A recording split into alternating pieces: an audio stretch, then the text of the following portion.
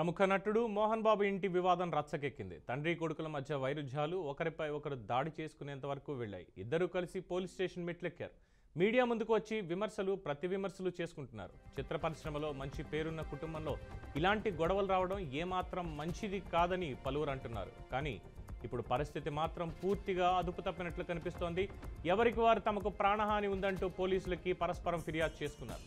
మంగళవారం రాత్రి జల్పల్లిలో మీడియాపై మోహన్ బాబు మండిపడటం, ఓ ఛానల్ కెమెరామెన్పై చేయి చేసుకోవడం కూడా తీవ్ర కలకలం రేపుతోంది. ఈ నేపథ్యంలో మోహన్ బాబుకు రాచకొండ సిపి సుధీర్ బాబు నోటీసులు పంపించారు. మీడియాపై చేయి చేసుకోవడంతో పోలీస్ శాఖ సీరియస్ అయింది. నేటి ఉదయం 10:30కి మోహన్ బాబు, మనోజ్, విష్ణు విచారణకి హాజరు కావాలని సిపి ఆదేశాలు జారీ చేశారు. జల్పల్లి దాడి ఘటనపై పూర్తిస్థాయి విచారణకు ఆదేశించారు పోలీసులు.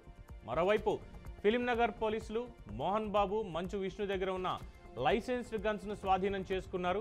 దీంతో నేడు ఏం జరుగుతుంది అనేది మరింత ఆసక్తిని రేకెత్తిస్తోంది.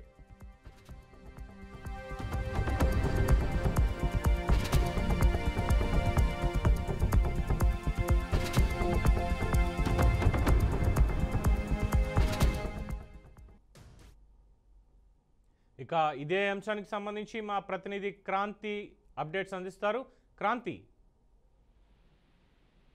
రైట్ పవన్, ప్రస్తుతం ఏదైతే నిన్న మంచు మోహన్ బాబు జల్పల్లి నివాసంలో చూసుకున్నట్లయితే మీడియాపై దాడిని రాష్ట్ర మొత్తంలో జర్నలిస్టులంతా జిల్లాల వారీగా కావచ్చు మొత్తం అందరూ దీన్ని ఖండిస్తున్నారు. ఇప్పటికే మోహన్ బాబుపై 118 సెక్షన్ బిఎన్ఎస్ కింద మాత్రం కేసు నమోదైంది. అంటే ఈ రోజు ఉదయం 10:30 గంటలకు రాచకొండ సిపి సుధీర్ బాబు గారికి వ్యక్తిగతంగా హాజరు కావాలని కూడా నోటీసులు అయితే జారీ చేయడం జరిగింది. మోహన్ బాబుతో పాటు ఇద్దరు కుమారులు మంచు మనోజ్ కావచ్చు, మంచు విష్ణుని కూడా హాజరు కావాలని చెప్పడం జరిగింది. అయితే నిన్న జరిగిన దాడిలో చూసుకున్నట్లయితే ఇప్పటికే ప్రముఖ ఛానల్ రిపోర్టర్ రంజిత్ కి అతని పరిస్థితి కూడా దాదాపుగా 24 గంటలు గడిస్తే కానీ చెప్పలేమన్న వైద్యులు, ఎందుకంటే అతనికి సర్జరీ కూడా ఖచ్చితంగా చేయాలని కూడా చెప్పడం జరుగుతుంది. అయితే ఇదే అంశంలో మోహన్ బాబు మరో ఒక డ్రామా అయితే ప్లే చేశాడని కూడా చెప్పుకోవచ్చు.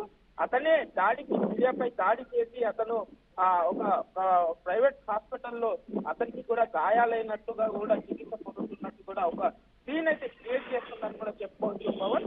అయితే ఎట్టకేలకు ఇప్పటికీ, ఎందుకంటే ఈ రోజు కూడా మీడియా అన్ని యూనియన్లు, జర్నలిస్టులు అంతా కూడా దీన్ని మరింతగా బలోపేతం చేయడానికి అతనిపై ఖచ్చితంగా అటెంప్ట్ టు మర్డర్ కేసు కూడా పెట్టాలంటూ కూడా జర్నలిస్టులు అంతా నినాదాలు చేస్తున్నారని కూడా చెప్పుకోవచ్చు. బట్ ఈ రోజు ఎందుకంటే దాడిని మాత్రం క్రాంతి జర్నలిస్టులు దాడి మీద ముందుగా ఒక అప్డేట్ మనం ఇవ్వాల్సింది. ఎందుకంటే రాత్రి మన జర్నలిస్టుల మీద కూడా దాడి జరిగింది, అలాగే మిగతా ఛానల్స్ జర్నలిస్టుల మీద కూడా దాడి జరిగింది. ముందుగా వాళ్ళ ఆరోగ్య పరిస్థితి ఎలా ఉంది? అంత బానే ఉన్నారా?